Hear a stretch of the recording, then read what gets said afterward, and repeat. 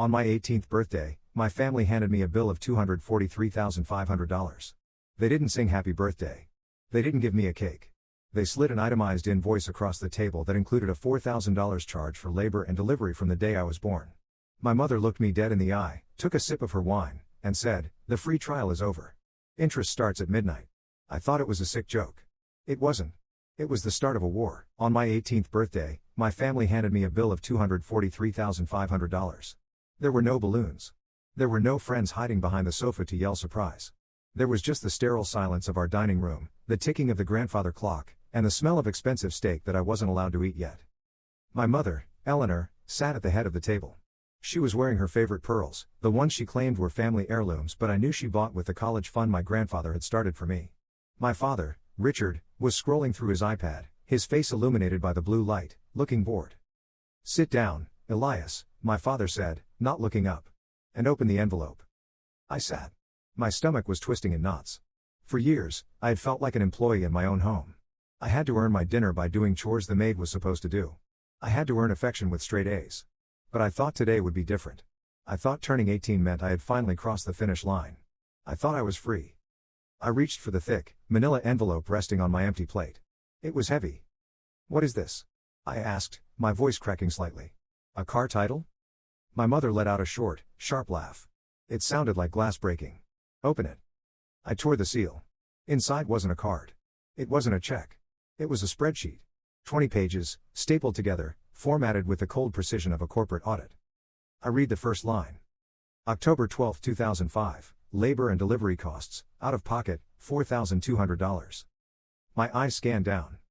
2006 to 2008, diapers and formula, $3,500. August 2010, emergency room copay, broken arm, $250. 2012 to 2023, rent, childhood bedroom, calculated at market rate, $800 per month. Miscellaneous fee, loss of mother's career potential due to maternity leave, $50,000. I flipped to the last page. The total was bolded and double underlined, $243,500. I felt the blood drain from my face. I looked up at them, waiting for the punchline. Waiting for them to smile and say this was a joke about how expensive kids are. "The free trial is over," my mother said, taking a sip of her red wine. "Interest starts accruing at midnight." You charged me for being born?" I whispered. "It's a business, Elias," my father said, finally setting down his iPad. His eyes were cold, like gray stones. "A family is an investment. We put capital into you. We fed you, clothed you, housed you. Now that you are a legal adult, we expect a return on our equity. Most parents are fools who give away their resources for free. We are teaching you how the real world works." He slid a second document across the mahogany table. "A contract. Option A," he said calmly. "You sign this. You agree to pay us 20% of your pre-tax income for the next 30 years. You stay in the house, pay $1,500 a month in rent, and work for my logistics company for minimum wage until the principal is paid down." "And option B?" I asked, my hands trembling under the table. "Option B," my mother said, slicing into her steak, "is immediate eviction. You leave tonight. We sue you in civil court for the debt. And since your father plays golf with every judge in the county, good luck fighting it." I looked around the room. I looked at the staged family photos on the mantle, the smiles that never reached our eyes. The perfectly vacuumed carpets. The expensive art on the walls. I realized in that moment that I wasn't their son. I was a failed asset. A bad stock they were trying to liquidate. Something inside me snapped. It wasn't a loud snap. It was quiet, like a thread being cut. I stood up. The chair scraped loudly against the hardwood floor. "I'm not signing," I said. My voice was surprisingly steady. My father laughed, a dry, cruel sound. "Don't be dramatic. You have nowhere to go. You have no money. We checked your savings account this morning, it has $400.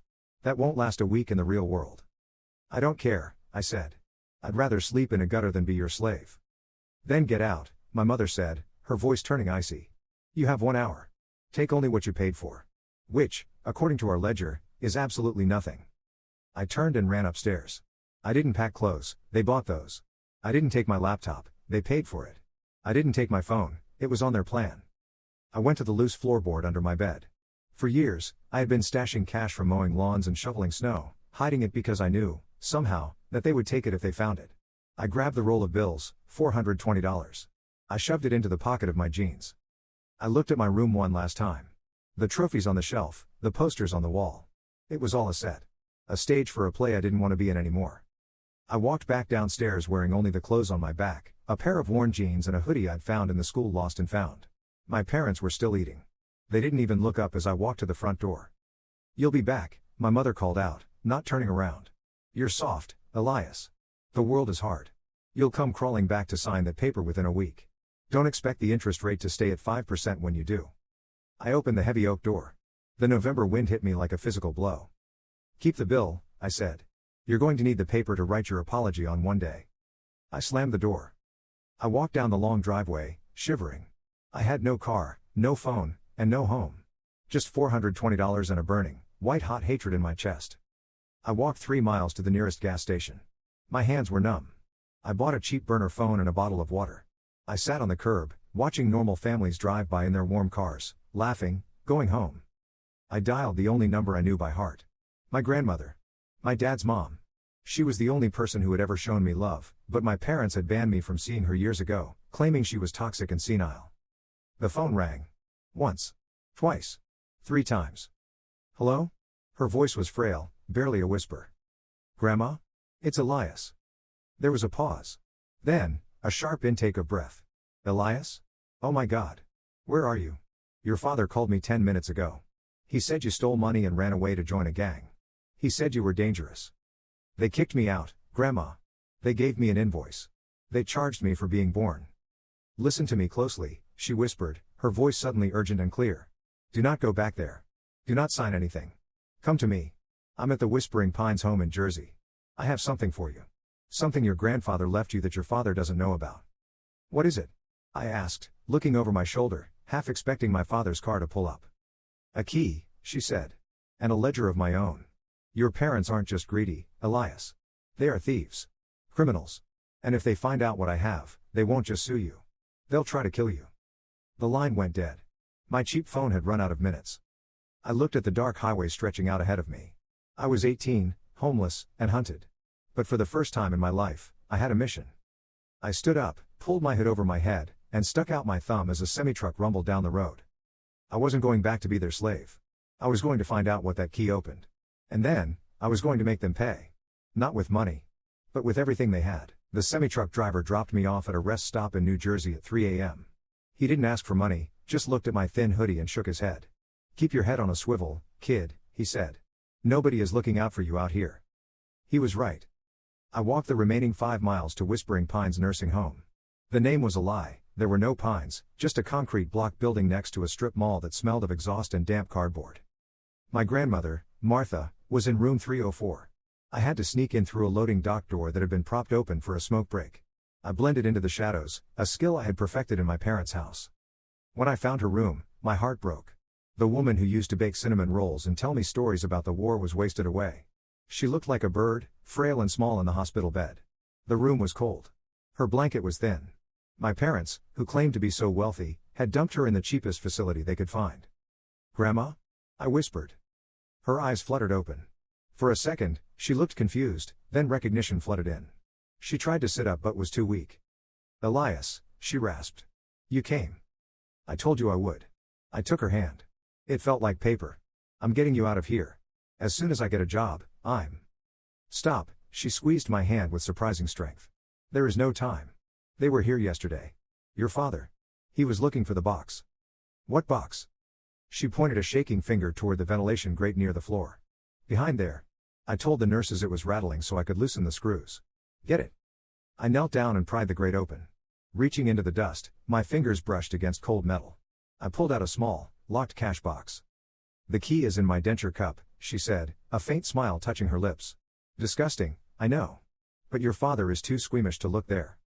I retrieved the small brass key. "Inside," she whispered, her breathing becoming labored, "is the proof. Your grandfather started a trust for you the day you were born. $2 million. It was supposed to unlock when you turned 18.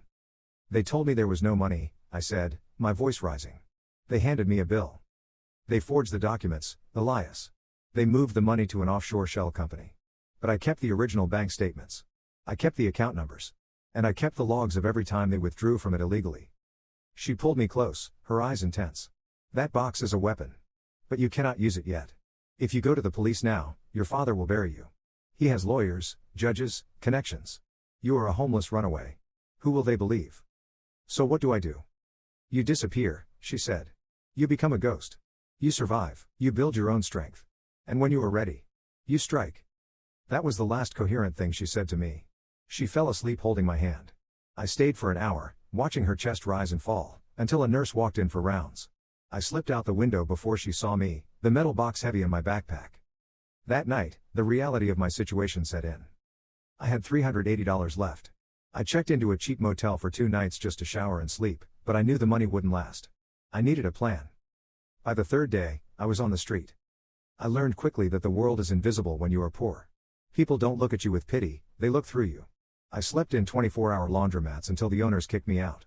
I learned that a $10 gym membership was the best investment for a homeless person. It gave me a place to shower, a locker for my backpack, and unlimited water. But my real sanctuary was the public library. It was warm. It was quiet. And it had computers. I spent 12 hours a day there.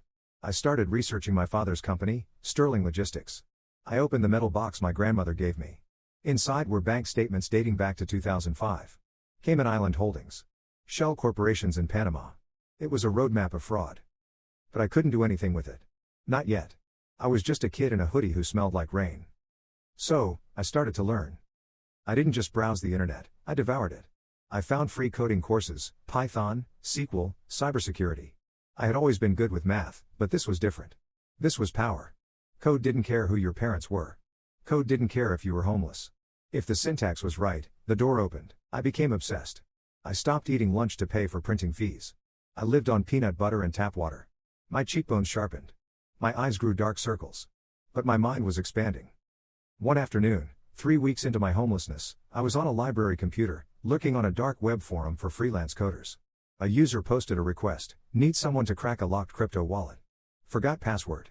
Will pay 0.5 Bitcoin. Back then, Bitcoin wasn't what it is now, but it was money. I looked at the code the user had posted. It was sloppy. Amateur. I saw the vulnerability in the encryption algorithm immediately. I wrote a script. It took me 20 minutes. I sent it to the user. 10 minutes later, a notification popped up. Holy shit, it worked. Payment sent. I stared at the screen. I had just made $400 in 20 minutes. That was more than I had made in a summer of mowing lawns. My heart hammered against my ribs. This was it. This was the way out. I didn't stop there. I started taking more jobs. Testing firewalls for small businesses. Recovering lost data. I worked under the username ghost_18. I wasn't Elias anymore. Elias was the boy who owed his parents $240,000. Ghost_18 was an entity. One night, sitting in the back of the library as the librarian announced closing time, I decided to test my new skills on a familiar target. I pulled up the employee portal for my father's company. I knew he used the same password for everything, his favorite golf course and his birth year. Pine Valley 62. It didn't work. He had changed it. I tried his second favorite thing. Money is king. Access denied. I closed my eyes and thought about him. The arrogance. The invoice. The way he looked at my mother. I typed, return, on, equity. Access granted. The screen flashed green. I was in. I wasn't in the bank accounts, not yet, but I was in the company email server. I scrolled through his sent folder. And then I saw it. An email sent to my mother 3 days after I left. Subject, the problem. Body, Eleanor, the boy is gone. But Martha is still a loose end. I spoke to the nursing home administrator. They agreed to restrict visitors. If Elias tries to see her again, they will call the police immediately. We can't let him get the box. I sat back in the library chair, my hands shaking. They weren't just bad parents. They were actively hunting me. They were isolating my dying grandmother to protect their stolen money. I didn't steal any data that night. I didn't delete anything. I just logged out and wiped my history. I walked out into the cold Jersey night, but I didn't feel the chill anymore. I touched the metal box in my backpack. You want a return on your investment, father? I whispered to the empty street. I'm going to give you one. I wasn't going to just survive. I was going to build an empire. And when I was big enough, I wasn't going to send them an invoice. I was going to foreclose on their lives. 5 years is a long time when you don't exist. To the IRS, I was a series of LLCs registered in Delaware and Singapore. To my clients, I was an encrypted email address and a voice modulator. To the world, Elias, the boy with the $243,000 debt, was gone. He had vanished into the cracks of the system, a statistic of a runaway teen gone wrong. But Ghost? Ghost was thriving. I was 23 years old, sitting in a penthouse overlooking the Manhattan skyline. The apartment cost $12 million. I bought it through a trust, paid in cash. The walls were glass, the floors were imported marble, and the security system was military grade. I poured myself a glass of whiskey, not because I liked the taste, but because I could. Because 5 years ago, I was drinking tap water out of a bathroom sink at a public library. My rise hadn't been magic. It was math. After the library days, I leveraged that first $400 from the crypto job into more. I built firewalls for illegal gambling sites. I patched security holes for banks that didn't want to report breaches to the feds. I didn't sleep. I didn't date. I didn't have friends. I had code. By 20, I had developed a piece of software called Ironclad. It was an AI-driven security protocol that could predict hacks before they happened. I sold the licensing rights to a defense contractor for $15 million. That was the day I became a ghost. I legally changed my name. Elias Thorne became Elias Sterling. I scrubbed my digital footprint. I hired a lawyer to seal my records. I made sure that if my father ever typed my birth name into a search engine, he would find nothing but a digital graveyard. Why the secrecy? Why not rub it in their faces? Because of the contract. My lawyers explained it to me. In the state where I grew up, filial responsibility laws were rarely enforced, but they existed. If my parents could prove they were destitute and I was wealthy, a judge could order me to support them. And knowing my father, he wouldn't just sue for support, he would sue for breach of verbal contract, claiming I owed him that original $243,000 plus 5 years of compound interest. I wasn't going to give him a cent. So, I watched them from the dark. I walked over to the massive monitor wall in my office. On the center screen was a live feed from a private investigator I had hired 3 years ago. His name was Silas, an ex-FBI agent who didn't ask questions as long as the checks cleared. Report, I said to the empty room, pulling up Silas's latest email. Subject, Targets Update, November 2028. I opened the file. There were photos of my parents. They looked bad. My father had gained weight.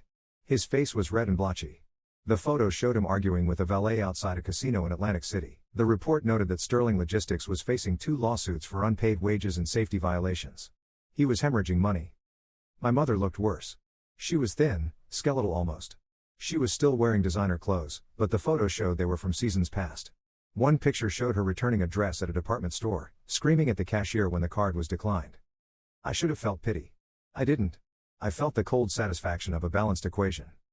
But then I scrolled to the bottom of the report, and the satisfaction vanished. Note, subject Martha Thorne passed away on October 14. Funeral held at St. Jude's. Private ceremony. No obituary published. I froze. My glass of whiskey slipped from my hand and shattered on the marble floor. Grandma was dead. They didn't tell me. They didn't publish an obituary because they didn't want anyone to know she was gone, probably so they could keep collecting her pension checks for a few extra months. I missed the funeral. I missed the chance to say goodbye. The woman who saved me, who gave me the box that started everything. She died alone in that cheap nursing home while I was sitting in a penthouse building an empire. I fell to my knees in the middle of the glass shards. I didn't care about the blood seeping into my pants. I screamed. A raw, guttural sound that had been trapped in my chest for 5 years. They stole my childhood. They tried to sell me into debt slavery. And now, they had stolen my chance to say goodbye to the only person who loved me. I stood up. I didn't clean up the glass. I walked to my desk and opened the safe. Inside was the metal box my grandmother had given me. I hadn't opened it since that night in the library. I hadn't needed the money. But now? Now I needed something else. I pulled out the ledger she had kept. The proof of the trust fund they stole. I picked up the phone and dialed Silas. "It's Sterling," I said, my voice dead calm. "Mr. Sterling," Silas answered. "I assume you saw the report about the grandmother." "I'm sorry." "Don't be," I said. "I want you to dig deeper. I want access to my father's personal emails. Not his work server. His personal, encrypted accounts. I want to know where the bodies are buried." "That's illegal, sir," Silas said automatically. "I'll pay you triple. I'll have it by morning." I hung up. I wasn't just going to watch them anymore. Watching was passive. Watching was for victims. I sat back in my chair and looked at the city lights. I was the ghost. I was invisible. I was safe. But safety was boring. The next morning, I made a mistake. A calculated one, I thought, but a mistake nonetheless. Wired magazine had been begging for an interview with the creator of Ironclad for years. I finally agreed. No face. No real voice. Just a silhouette and a scrambled audio track. The interview went live 3 days later. It went viral instantly. The headline read, "The Billionaire Ghost, How a Homeless Teen Built a Digital Fortress." In the interview, the reporter asked me what drove me. Why was I so obsessed with security? With protecting assets? I forgot myself for a second. The anger about my grandmother was still fresh. I said, because the people who are supposed to protect you are usually the ones waiting to rob you. I learned that on my 18th birthday when I got a bill instead of a cake. I thought it was vague enough. A metaphor. I was wrong. 2 days later, I received an email to my encrypted public inquiry address. It wasn't from a client. It wasn't from a fan. The subject line was just one word, Elias? I opened it, my heart stopping in my chest. Body, we read the article. A bill instead of a cake. That's a very specific memory, isn't it? We always knew you were smart, but we didn't know you were this smart. We miss you, son. We should talk. We have something that belongs to you. Or rather, someone. Attached to the email was a photo. It wasn't a photo of me. It wasn't a photo of my grandmother. It was a photo of a small boy, maybe 5 or 6 years old, sitting at the same mahogany dining table I had sat at. He looked terrified. And in front of him, on the empty plate, was a manila envelope. I stared at the screen, horror washing over me. They had replaced me. They had another child. And they were doing the exact same thing to him. I stared at the computer screen until the pixels started to blur. The photo attached to the email was low resolution, probably taken with a phone, but the details were razor sharp in my mind. A boy. Maybe 5 or 6 years old. Pale skin, dark messy hair, eyes wide and swimming with tears. He was sitting at that table. The mahogany one with the scratch on the left leg that I made with a toy truck when I was 3, a scratch I spent 10 years trying to cover up with furniture polish so they wouldn't charge me a restoration fee. In front of the boy was a plate. On the plate was a folded piece of paper. The subject line of the email burned into my retinas, we have something that belongs to you. My heart wasn't beating, it was vibrating. It wasn't fear. It was a sick, heavy mixture of guilt and rage. I had escaped. I had climbed out of the pit, sealed the top, and walked away. I never thought to check if they had thrown someone else down there to replace me. I grabbed my phone and dialed Silas. It was 2 a.m. Sterling? His voice was groggy. You missed something, I said, my voice shaking with a fury I couldn't suppress. You've been watching them for 3 years, Silas. You told me about the gambling, the lawsuits, the grandma dying. How did you miss a child? What? What are you talking about? They sent me a photo. There is a boy in their house. A kid. Who is he? I heard the sound of a keyboard clacking on the other end. Silas was waking up fast. There's no birth record for a second child, Elias. No school enrollment. No medical records. I checked everything. Check again, I snapped. Check adoption records. Check private foster placements. Check the basement if you have to. Find him. I hung up and turned back to my own monitors. I didn't need a pie, I needed an algorithm. I ran the photo through my own facial recognition software, Aegis. It scanned the boy's features, comparing them to millions of public databases. Searching. Searching. A match popped up. Not a school photo. Not a Facebook post. It was a passport photo from 4 years ago. Name, Leo Richard Thorne.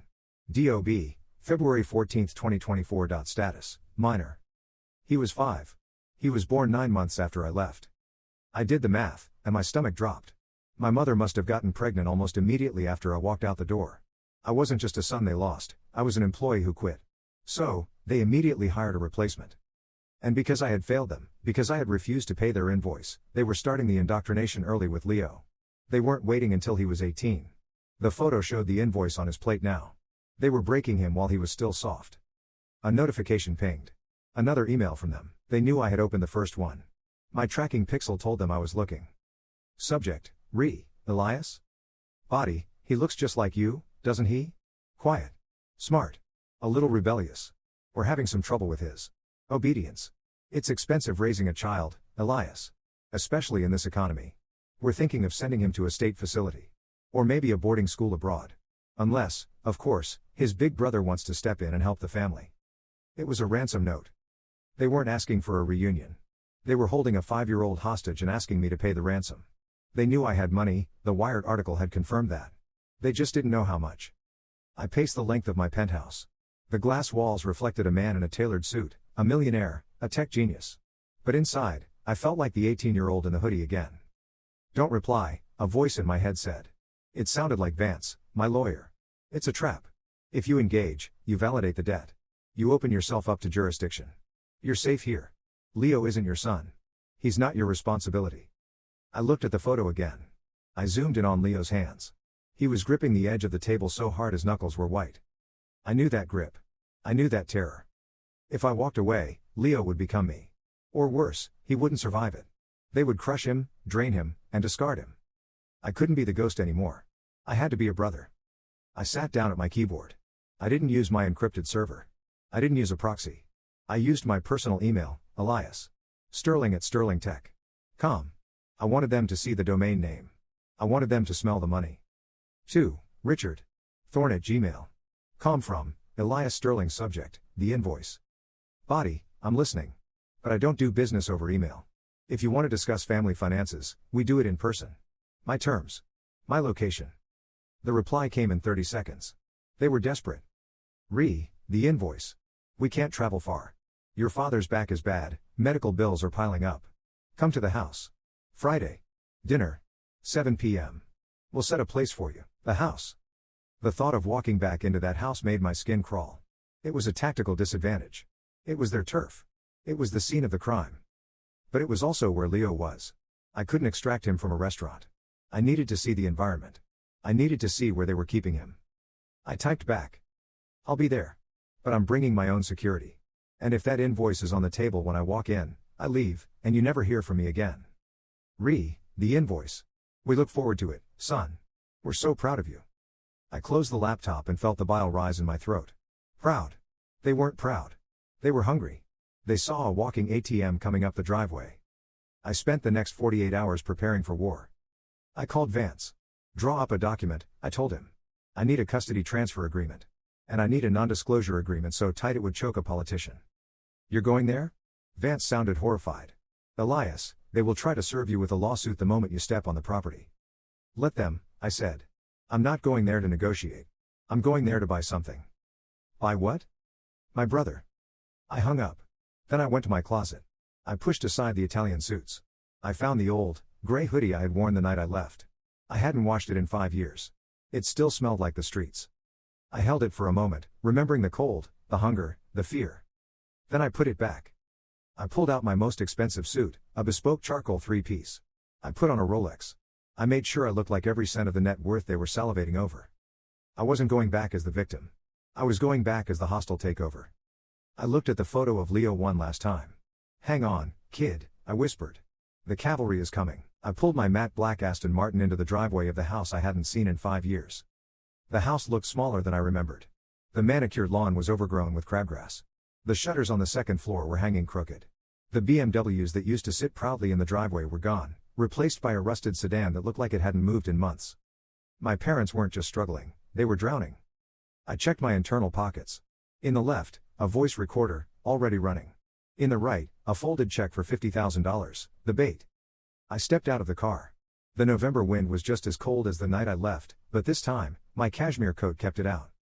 The front door opened before I even knocked. My mother stood there. She looked skeletal, her cheekbones sharp enough to cut glass, but she was wearing a smile that looked like it had been stapled onto her face.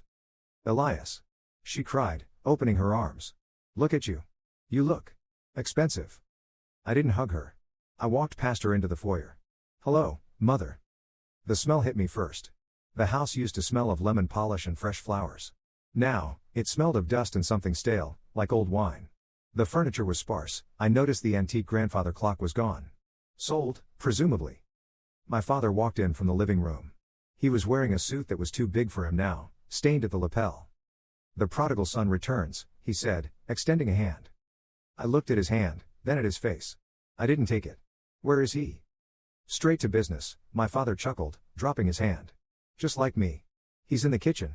Washing up for dinner. I walked into the dining room. The table was set. The same mahogany table. 3 places were set with the good china. And there he was. Leo was standing on a stool at the sink, scrubbing a pot that was half the size of his body. He was smaller than he looked in the photo. His clothes were worn, a t-shirt that I recognized. It was my old t-shirt from middle school, hanging off his tiny frame like a dress. Leo? I said softly. The boy froze. He turned around slowly, his eyes wide and terrified. He looked at my father, then at the floor. I'm almost done, sir, Leo whispered. I promise. No spots. Sir. He called our father sir. I felt a murderous rage flare in my chest, hot and blinding. I forced it down. I needed to be cold. I needed to be the ghost. It's okay, Leo, I said. I'm Elias. Your brother. He looked at me then, really looked at me. Confusion rippled across his face. The one who ran away? He whispered. The bad investment? My mother stepped in, placing a hand on Leo's shoulder. Her grip looked tight. Leo, go to your room.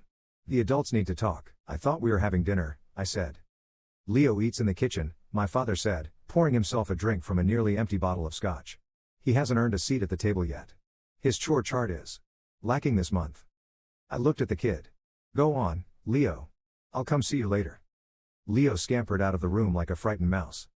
I sat down at my old spot. My parents sat opposite me. It was a courtroom, not a dinner. So, my father began, we saw the article. Sterling Tech. $1 billion valuation. Impressive. We always knew our genetic stock was superior. Cut the crap, Richard, I said. Why did you email me? We're a family, my mother said, her eyes wet with fake tears. We're in a rough patch. Your father's business. The economy has been cruel. And we thought, since you're doing so well, you might want to help the people who made you who you are. You kicked me out, I said. You handed me a bill. A lesson. My father slammed his hand on the table. And look. It worked. You're a millionaire. If we had coddled you, you'd be flipping burgers. You owe us for that motivation. You owe us for the strategy. He reached under the table and pulled out a folder. Here it comes. He slid it across the mahogany. We updated the invoice, he said. Past due rent. Interest. Consulting fees for life coaching. And, of course, a finder's fee for your success. I opened the folder. The number at the bottom was staggering.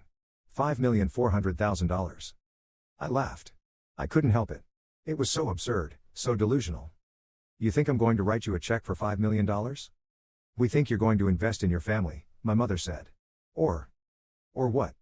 Or we go to the press, she smiled, but her eyes were dead. We tell them the billionaire ghost let his elderly parents starve. We tell them you stole the idea for your software from your father. We make a scene. Investors hate scenes, don't they? And Leo? I asked quietly. Leo is expensive, my father said, leaning back. If we can't afford to keep him, we'll have to put him in the system. Foster care is rough, Elias. You know that. You were on the streets. Imagine little Leo out there. They were selling me my brother. I reached into my pocket and pulled out the check I had written. $50,000. Here is a down payment, I said, sliding it across the table. My father snatched it. His greedy eyes scanned the zeros. This is good, he licked his lips. For a start. But we need a monthly stipend. And we need you to sign a guarantor agreement for the mortgage. I want to see Leo, I said, standing up. Now. He's sleeping, my mother said quickly. I don't care. I walked past them, up the stairs. I knew which room was his. It was my old room. I opened the door. The room was empty. No furniture. Just a mattress on the floor.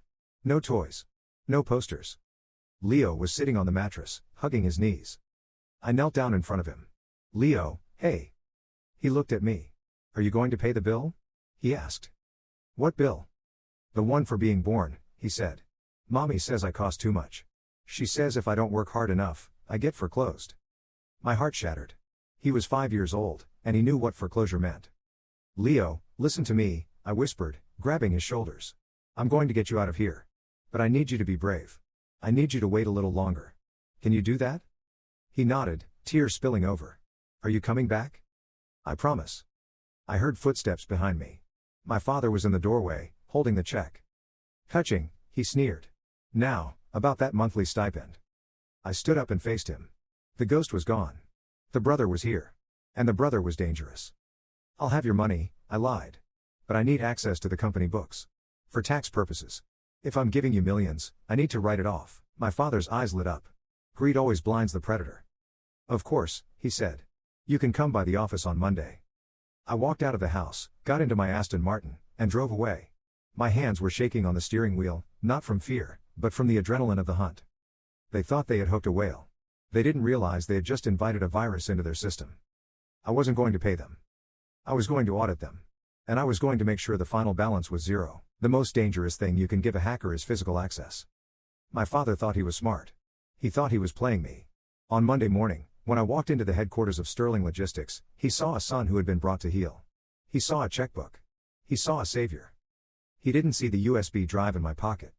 The warehouse looked like a graveyard of ambition. Half the loading bays were empty. The trucks in the lot were rusted, their registration tags expired. Inside, The office smelled of stale coffee and desperation. Elias. My father boomed, walking out of his office. He was wearing a new suit, doubtless bought with the $50,000 bait check I had given him on Friday. Right on time. I like that. Maybe there's hope for you yet. He clapped a heavy hand on my shoulder. I suppressed the urge to break his wrist. I'm here to look at the books, Richard, I said, keeping my voice neutral.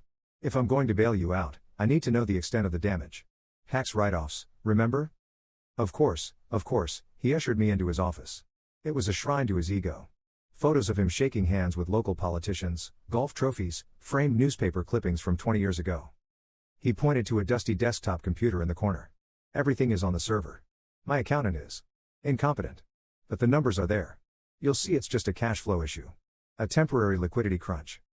I'm sure it is, I said. I'll need privacy. Financial audits require focus. Take all the time you need, he grinned. I'm taking your mother to lunch. The lobster bisque at the club is calling my name. He left. He actually left me alone in his office. The moment the door clicked shut, the clock started ticking. I didn't sit in the chair. I went straight to the back of his computer tower. I pulled out the USB drive from my pocket, a rubber ducky. To the computer, it looks like a keyboard. It types commands at a speed no human can match. I plugged it in. Injecting payload. Installing keylogger. Creating backdoor admin account. In 10 seconds, I owned his network. I sat down and started digging. What I found wasn't just incompetence. It was criminal art. Sterling Logistics wasn't a shipping company anymore. It was a laundering machine. My father was taking loans from predatory lenders, loan sharks disguised as LLCs, and using the company accounts to pay the insane interest rates. To cover the holes, he was stripping the company assets. He had raided the employee pension fund 3 years ago. It was empty. Gone. 40 families who had worked for him for decades were going to retire with nothing. But that wasn't the worst part. I found a recurring wire transfer labeled TLI Consulting, $15,000 a month, leaving the company account and going to a shell corporation in the Cayman Islands. TLI. The Liam Initiative. The charity my mother started in my memory after telling everyone I was dead. I traced the shell corporation. It took me 5 minutes to crack the encryption because my father used the same password for everything. Leo, College, Fund 2030. The irony was suffocating. I opened the Cayman account ledger. The money wasn't going to troubled youth. It wasn't going to charity. It was going to an online gambling site called Jackpot, Royal. My mother wasn't just spending money on clothes. She was a gambling addict. She was funneling stolen charity money and company assets into virtual slot machines. I downloaded everything. Bank statements, wire transfers, the pension fund theft logs. I mirrored the entire hard drive to my private cloud server. I had enough to send them to federal prison for 20 years. But prison wasn't enough. Prison takes time. Lawyers delay, judges grant bail. If I went to the FBI today, my parents would be arrested, but Leo would be thrown into the foster system immediately. He would be a ward of the state, lost in the bureaucracy. I needed to secure Leo first. I needed full legal custody before the handcuffs clicked. And to do that, I needed them to sign him over willingly. I pulled the USB drive out just as I heard the heavy footsteps of my father returning. I swiveled the chair around. My face was a mask of professional concern. Well? My father asked, loosening his tie. He smelled of whiskey and garlic butter. Ready to write that check? It's worse than I thought, Richard, I said gravely. The debt-to-equity ratio is catastrophic. His face darkened. I don't need a lecture, Elias. I need capital. And you'll get it, I lied smoothly. But to fix this, we need to restructure. I'm going to need to move some assets around. I can inject $5 million into the company, but it will take about 10 days to clear the international banks. 10 days? He looked panicked. I have creditors calling this week. I can give you another small cash infusion today, I said. To keep the wolves at bay. Say. $100,000? The greed washed away the panic instantly. $100,000 would work. Yes. But, I leaned forward, resting my elbows on his desk. I need something in return. A show of good faith. Anything, he said.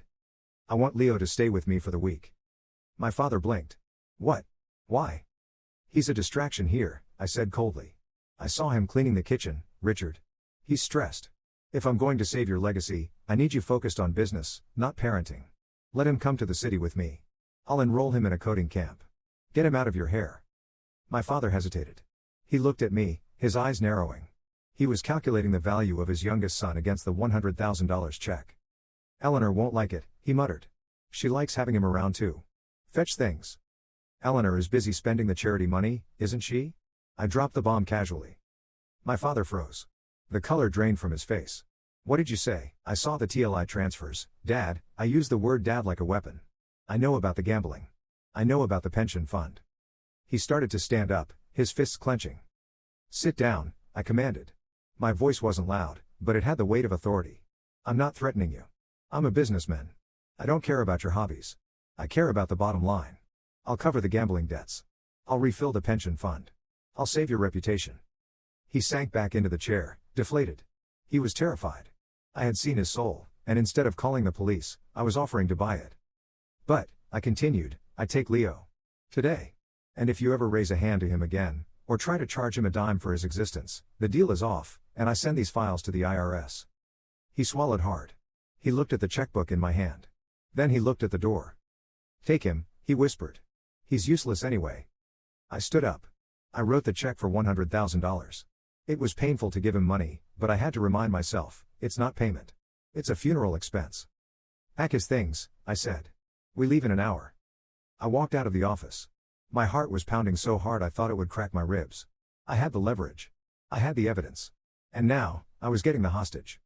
I walked to the car, pulled out my phone, and called Vance. Start drafting the custody papers, I said. And call the FBI. Tell them we have a whistleblower ready to talk in 10 days. 10 days? Vance asked. Why wait? I looked back at the rotting warehouse. Because, I said, I want to watch them spend the money first. I want them to think they've won. I want the fall to be from the very top. They spent the $100,000 in 48 hours. I knew they would. I watched the transaction logs from my penthouse in Manhattan while Leo slept in the guest room, surrounded by more Lego sets than he knew existed. Transaction, Porsche dealership, down payment, $45,000. Transaction, Saks Fifth Avenue, $12,000. Transaction, the Diamond Club, annual membership renewal, $15,000. They weren't paying off debts. They weren't saving the company. They were putting fresh paint on a burning house. They thought they had hooked a whale, me, and that the money tap would never run dry. Elias? I turned around. Leo was standing in the doorway of my office, clutching a stuffed bear I had bought him at the airport. He looked healthier already. A few days of regular meals and sleeping in a bed that wasn't a mattress on the floor had brought some color back to his cheeks. Hey, buddy, I smiled. Can't sleep? Is it true? He asked, his voice small. What Mom said on the phone. My stomach tightened. When did you talk to Mom? She called my iPad. She said you're only being nice because you want to buy Daddy's company. She said I have to be good so you sign the big check, or else I have to go back and sleep in the basement. The rage that filled me was cold and precise. Even from 100 miles away, even after I had paid them off, they were still using him as a pawn. They were terrified he would get comfortable. They needed him scared so he would remain compliant. Come here, Leo, I said, spinning my chair around. He walked over, hesitant. I pulled him into a hug. He felt fragile, like a bird. Mom is lying, I said firmly. You are never going back to that basement. And I'm not buying Daddy's company. I'm fixing it. But sometimes, to fix a broken bone, you have to break it again to set it right. He didn't fully understand, but he nodded. Are you a superhero? I looked at the monitors behind me, scrolling with lines of code. No, Leo. I'm the villain. But only to the bad guys. I sent him back to bed. Then I turned back to the screens. It was time. My father had invited the city's elite to a gala dinner at the country club on Friday night. The stated purpose was to relaunch the Liam Initiative and announce a strategic partnership with Sterling Tech. In reality, it was a hunting ground. They planned to use my name and my presence, via video link, they thought, to solicit millions in new investments from their wealthy friends. They were going to leverage my reputation to run one last massive Ponzi scheme. I had agreed to handle the audiovisual presentation for the event. To save costs, I told my father. He was delighted. He thought his tech genius son was doing him a favor. He didn't know he had invited a Trojan horse into the server room. Friday night arrived. I sat in my office, a glass of water on my desk. On the main screen was a live feed from the country club ballroom. The room was glittering. Crystal chandeliers, expensive flowers, and about 200 of Connecticut's wealthiest socialites. My mother was wearing a new gown, dripping in diamonds that I knew she hadn't paid for. My father was holding court at the bar, laughing loudly, slapping backs. They looked triumphant. They looked untouchable. Ladies and gentlemen, my father's voice boomed over the speakers. I adjusted the volume on my console. If we could all take our seats. We have a very special presentation tonight. The lights dimmed. A hush fell over the crowd.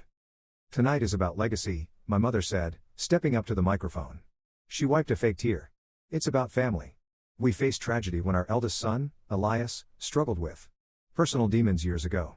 But through tough love and the support of the Liam Initiative, he has returned to us as a titan of industry. And he wants to share a message with you all. She gestured to the massive screen behind her. Hit play, Elias, she whispered into the mic, thinking she was speaking to me. I smiled. With pleasure, mother. I hit the enter key. The screen flickered to life. But it wasn't the pre-recorded hello, I'm Elias Sterling video they were expecting. It was a spreadsheet. The room murmured in confusion. The text was huge, white against a black background. The Liam Initiative, Financial Audit 2024. My mother froze. She looked back at the screen, confused. Technical difficulties, she laughed nervously. One moment. Then the slides started to change. Fast. Slide 1, donation from the Henderson family, $50,000. Slide 2, wire transfer to https://www. Google.com/search. Q equals jackpot royal. User, Eleanort, $50,000. A gasp rippled through the room. The Henderson family was sitting in the front row. Mrs. Henderson stood up, her hand over her mouth. Slide 3, employee pension fund balance, $0. Slide 4, video clip. It was a clip from the security camera in my father's office, the one I had hacked on Monday. The audio was crystal clear. Richard's voice, we just need to find another idiot investor to cover the interest on the loan shark debt. Once Elias signs the guarantor papers, we can drain his accounts too. The kid is desperate for approval. Eleanor's voice, and Leo? He's getting expensive. Richard's voice, if the foster system won't take him, we can always leave him at a fire station. He's small enough. The ballroom went dead silent. It was a silence so heavy it felt like it could crush bones. On the screen, my mother dropped the microphone. It hit the floor with a deafening screech. My father was staring at the screen, his face the color of ash. I leaned into my microphone in New York. My voice boomed through the country club speakers, distorted and godlike. There is no partnership, I said. There is no charity. There is only a debt. And tonight, the invoice is due. Pandemonium broke out. Mrs. Henderson threw her glass of wine at my mother. It splashed red across her new white gown. Men were shouting. Someone was calling the police. My father tried to run toward the AV booth, screaming for them to cut the feed, but the door was locked. I had locked it remotely. I watched for another 10 seconds, just long enough to see my mother collapse into a chair, sobbing not from remorse, but from the realization that her social life was over. I cut the feed. The screens in my office went black. I sat there in the silence of my penthouse. My heart was racing, but my hands were steady. It was done. I had destroyed their reputation. I had burned their social standing to the ground. They were pariahs now. No one would lend them money. No one would invite them to dinner. But a cornered animal is the most dangerous kind. My phone rang. It was Vance, my lawyer. Elias, he said, his voice urgent. I just got a notification. Your parents. They moved fast. What do you mean? They filed a lawsuit. An hour before the gala started. They must have sensed something was wrong, or maybe they just got greedy. What kind of lawsuit? Everything, Vance said. Defamation. Breach of contract. Intentional infliction of emotional distress. And they filed an emergency motion for the return of a minor. I stood up. Leo. They're claiming you kidnapped him, Elias. They're claiming you used fraud to trick them into handing him over, and that you're mentally unstable. The police are on their way to your penthouse to execute a welfare check and return the child to his legal guardians. I looked at the door of the guest room where Leo was sleeping. I had humiliated them. Now, they were going to try to kill me. Let them come, I said to Vance. I have the evidence. It doesn't matter, Vance shouted. Without a court order, they are the parents. The police will give him back tonight. I hung up. I ran to the guest room. I shook Leo awake. Buddy, I said, keeping my voice calm despite the panic rising in my throat. We're going on a trip. Now? He rubbed his eyes. Right now. Put your shoes on. I wasn't going to let the police take him back to that house. Not after what I just exposed. I grabbed my go bag, the one I had kept packed for 5 years. We were leaving. The digital war was over. The physical war had just begun. The sound of sirens in New York City is usually background noise. A constant, rhythmic hum that you learn to ignore. But when you know they are coming for you, the sound changes. It becomes a physical weight, pressing against your chest. I zipped up the go bag. Leo was sitting on the edge of the bed, wearing his shoes on the wrong feet, clutching his stuffed bear so hard his knuckles were white. Are the bad guys coming? He asked. No, I lied. Just some people who don't understand the rules. We need to go, Leo. We're going to play a game called Invisible. I grabbed his hand and ran. We didn't take the main elevator. My penthouse had a private lift, but the police would have cut the power to it by now. We took the service stairs. 40 flights down. I carried Leo for the last 20 because his little legs couldn't keep up. My lungs burned, but adrenaline is a hell of a drug. We burst into the underground garage. My Aston Martin was parked in spot 1A. It was a beautiful car. It was also a GPS beacon. I ran past it to a dusty, gray Honda Civic parked in the corner. It belonged to the building's night janitor, Mr. Hernandez. I had bought it from him 3 months ago for cash, kept the title in his name, and paid him $500 a month just to keep it parked there. For emergencies, I had told him. He thought I was paranoid. I was just prepared. I buckled Leo into the back seat, threw the bag in, and hotwired the car. I didn't have the keys, but I didn't need them. Ghost skills. We pulled out of the service exit just as 3 NYPD cruisers screeched to a halt at the front entrance. I watched in the rearview mirror as officers swarmed the lobby. They were too late. We drove north. I didn't turn on the radio. I didn't turn on my phone. I knew they could triangulate the signal. We drove until the city lights faded into the darkness of upstate New York. I pulled into a motel off I-87, the kind of place that accepts cash and doesn't ask for ID. Once inside the room, which smelled of bleach and regret, I finally turned on the TV. I needed to know the narrative. I didn't have to wait long. It was breaking news. Tech billionaire manhunt. The screen showed my face, my old face, from the Wired article, next to a photo of Leo. Police are searching for Elias Sterling, CEO of Sterling Tech, wanted for the kidnapping of his 5-year-old brother, Leo Thorne. The suspect is considered armed and dangerous and allegedly suffering from a severe mental health episode. The scene cut to a press conference. My stomach churned. There they were. My parents. My mother was wearing the white gown from the gala, still stained with red wine. She hadn't changed. It was a calculated move. She looked like a victim. She was weeping into a handkerchief, supported by my father, who looked stoic and grim. He's not himself, my mother sobbed into the microphones. My son. He had a breakdown years ago. We tried to help him. We tried to keep him close. But he became obsessed with money. He hacked our family photos tonight. He made up terrible lies about us because he's delusional. And now, oh God, he took my baby. My father stepped forward. Elias, if you're watching this, please. We don't care about the cyber terrorism. We don't care about the slander. Just bring Leo home. We love you. We can get you help. It was a masterclass in gaslighting. They had taken the evidence I exposed, the gambling, the theft, and spun it as the delusional hallucinations of a mentally ill man. They used the hack itself as proof of my instability. And because they were the parents, and I was the estranged loner, the world believed them. My burner phone buzzed. It was Vance. Don't tell me where you are, Vance shouted the moment I answered. Attorney-client privilege is thin right now, Elias. You are a fugitive. I didn't kidnap him, Vance. I have a signed letter from my father giving me permission to take him for the week. That letter is useless. Vance yelled. They filed an ex parte motion an hour ago. They are claiming you coerced the signature under duress. They are claiming you threatened them. The judge granted an emergency temporary custody order. Legally, Leo belongs to them right now. Every second you keep him is a felony. If I give him back, they'll disappear, I said. They'll take him and run. Or worse. It gets worse, Vance said, his voice dropping. I just got the full lawsuit filing. It's not just custody, Elias.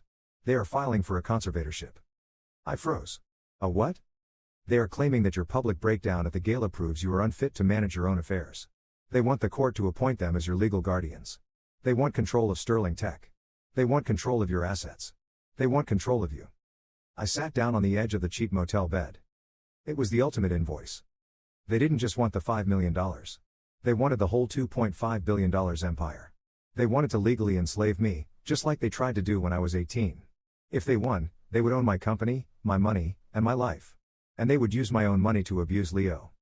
What do I do? I asked. You have two choices, Vance said. You keep running, and eventually, the U.S. Marshals find you. You go to prison for kidnapping, and your parents get everything by default. And the other choice? You turn yourself in, Vance said. You bring Leo to the courthouse. You surrender. And we fight this in the light of day. We present the evidence. The real evidence. The grandmother's box. The ledger. The wire transfers. They have the judge, I said. My father said he golfs with him. Not this judge, Vance said. This is federal court now, Elias. Because of the wire fraud and the crossing of state lines. Your father's golf buddies can't help him there. I looked at Leo. He was asleep on top of the covers, still wearing his shoes. He looked peaceful, unaware that his brother was the most wanted man in New York. If I ran, I was the villain. If I fought, I risked losing him. But I realized something. My parents were betting on the old Elias. The scared teenager who ran away in the middle of the night. They expected me to hide. They didn't expect the CEO. Vance, I said. Set a court date. For when? Monday morning. 9 a.m. Elias, that's 2 days away. Where will you go? I'm going to go get the one thing my parents forgot about. What's that? A witness, I said. I hung up. My parents had played their hand. They used the media. They used the law.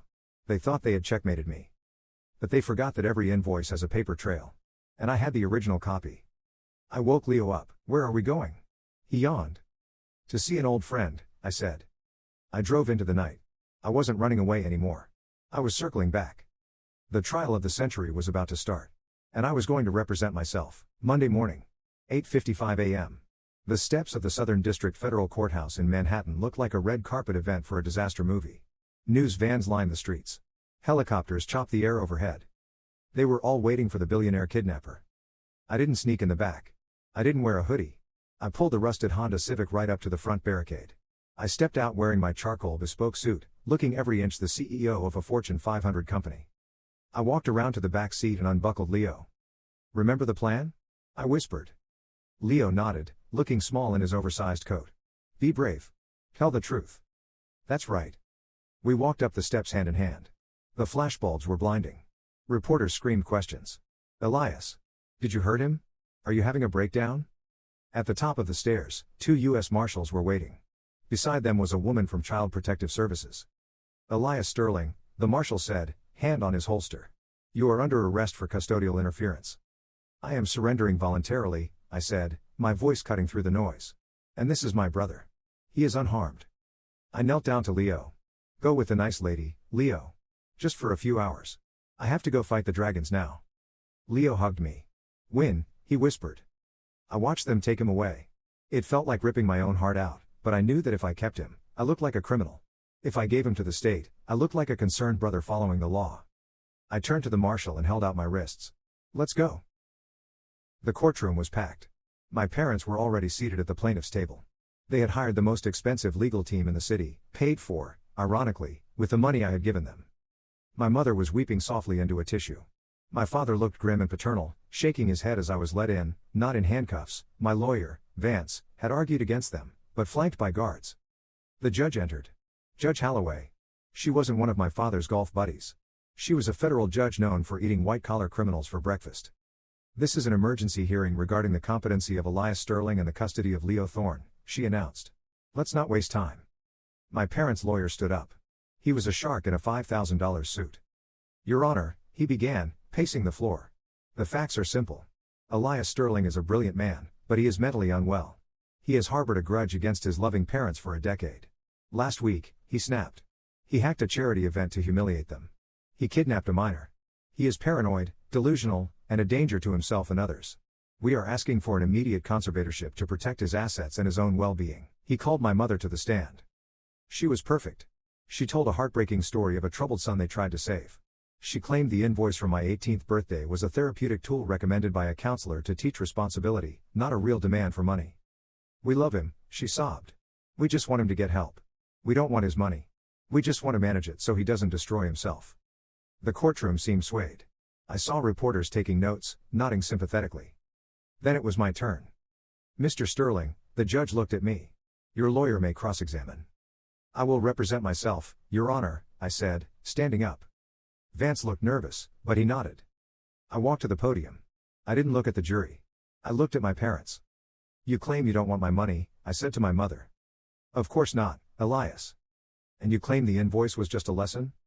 Yes, and the trust fund from grandfather? I asked. The $2.5 million intended for me when I turned 18. What happened to that? My father's lawyer jumped up. Objection. Irrelevant. There is no trust fund. This is another delusion. It's not a delusion, I said, reaching into the heavy leather satchel I had brought with me. It's a ledger. I pulled out the metal box. The courtroom went silent. My mother's eyes widened. She recognized it. It was Grandma's box. Your Honor, I said, turning to Judge Holloway. This box contains the original bank statements from 2005 to 2018. It details a trust account opened in my name by Arthur Thorne. And it details every illegal withdrawal made by Richard and Eleanor Thorne. I handed the documents to the bailiff. They didn't just spend it, I continued, my voice rising. They laundered it. They used my trust fund to prop up a failing business and a gambling addiction. And when the money ran out, they presented me with a bill for raising me to cover their tracks. My father stood up, his face red. That's a lie. That box is stolen property. Sit down, Mr. Thorne. Judge Holloway barked. She was reading the documents. Her eyebrows shot up. I'm not finished, I said. Last week, I gained access to Sterling Logistics' internal servers. I didn't just hack the gala. I audited the company. I pulled out a second stack of papers. These are wire transfers from the Liam Initiative Charity Foundation. Over $500,000 in donations meant for at-risk youth, funneled directly into offshore accounts owned by my mother for the purpose of online gambling. I turned to the screen in the courtroom. Exhibit A. The screen lit up. It showed the transaction logs I had captured. Donation, $10,000, Widow's Fund. Transfer, $10,000 to Jackpot Royal, user, Eleanor. The shark lawyer was silent. The gallery was buzzing. This isn't a mental health crisis, Your Honor, I said, looking straight at my parents. This is a cover-up. They filed for a conservatorship because they knew I found the truth. They wanted to legally silence me and take control of my company to pay off their debts. They kidnapped my brother, not physically, but financially. They are doing to him exactly what they did to me. I pointed at my father. That man is not a concerned parent. He is an embezzler. I pointed at my mother. That woman is not a victim. She is a fraud. My mother stood up, screeching. He's lying. He's the hacker. Arrest him. Mrs. Thorne, sit down or I will hold you in contempt. The judge slammed her gavel. Judge Holloway looked at the documents again. Then she looked at the federal prosecutor who was sitting in the back of the room, observing. Counselor, the judge said to the prosecutor, are you seeing this? The prosecutor stood up. I am, Your Honor. These documents appear to show clear violations of the Wire Fraud Act, tax evasion, and embezzlement. The air left the room. My parents stopped shouting. They looked at each other. For the first time, the arrogance was gone. Replaced by pure, unadulterated terror. Mr. Sterling, the judge said to me. The motion for conservatorship is denied. Immediately. She turned to my parents. Mr. and Mrs. Thorne, I am remanding you into the custody of the U.S. Marshals pending a full federal investigation into these financial records. Bail is set at. She paused, looking at the ledger, $5 million. Since you seem so fond of that number. My father lunged. It happened in slow motion. He didn't lunge at me. He lunged at the evidence table, trying to grab the ledger. It's mine. He screamed. I earned it. I raised him. Two marshals tackled him to the floor. My mother started screaming, a high-pitched wail of a socialite watching her life incinerate. As they dragged my father out in handcuffs, he locked eyes with me. You owe me. He spat, saliva flying. I made you. I stood there, smoothing my suit jacket. Transaction declined, I whispered. The courtroom erupted. Reporters were shouting questions. Vance was slapping me on the back. But I didn't feel triumph. I felt exhaustion. I looked at the empty chair where Leo would have been. It's not over, I said to Vance. Get the custody papers. I have a house to buy. The auctioneer's voice was the only sound cutting through the rainy morning air. We have a bid of $1.2 million. Do I hear 1.3? I stood at the back of the crowd gathered on the muddy lawn. It was the same lawn I had mowed for 10 years to earn an allowance I never received. The house looked like a corpse. The shutters were hanging loose, the windows were dark, and a foreclosure sign was hammered into the flower bed where my mother used to bury her gin bottles. My parents were denied bail. Their assets were frozen by the feds. To pay for their legal defense, the bank had seized everything. The cars, the jewelry, and the house. 1.3. A developer in a beige raincoat shouted. He wanted to bulldoze it and build condos. 1.3 to the gentleman in the front, the auctioneer droned. Going once. I raised my paddle. I didn't say a word. I just held it up. New bidder in the back. What is your bid, sir? 2.5 million, I said. My voice carried across the lawn. The crowd gasped. It was double what the house was worth. The developer looked at me, saw the cut of my suit, saw the Aston Martin parked at the curb, and lowered his paddle. He knew he couldn't compete with fuck you money. Going once. Going twice. Sold to bidder number 42 for $2.5 million. I lowered the paddle. It was the exact amount of the trust fund they had stolen from me. The universe has a funny way of balancing the books. 2 weeks later, I walked into the Federal Correctional Institution in Danbury.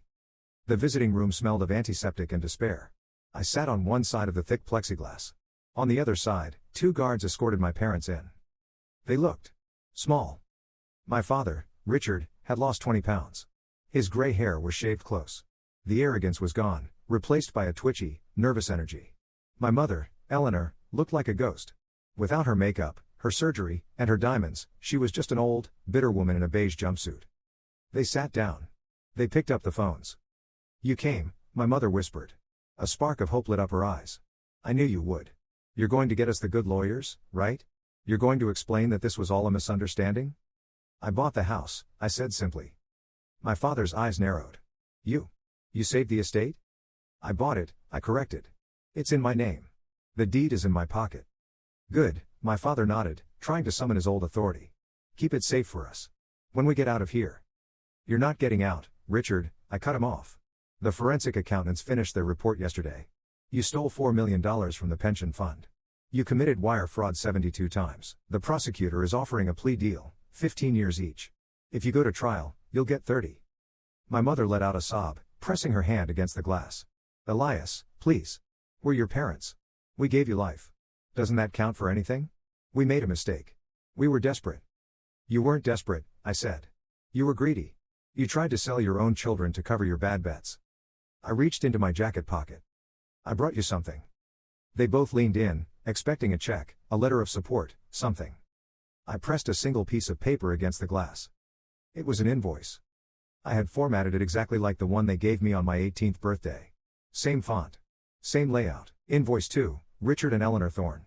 From Elias Sterling. Legal fees for Leo's adoption, $50,000. Therapy costs for Leo, projected, $200,000. Purchase of family home, $2,500,000. Emotional damages, priceless. Total due, your freedom. My father read it. His face turned a shade of purple I hadn't seen since I was a teenager. He slammed the phone against the receiver. He started screaming, but the glass was soundproof. I could see his mouth forming the words, "Ungrateful. Brat.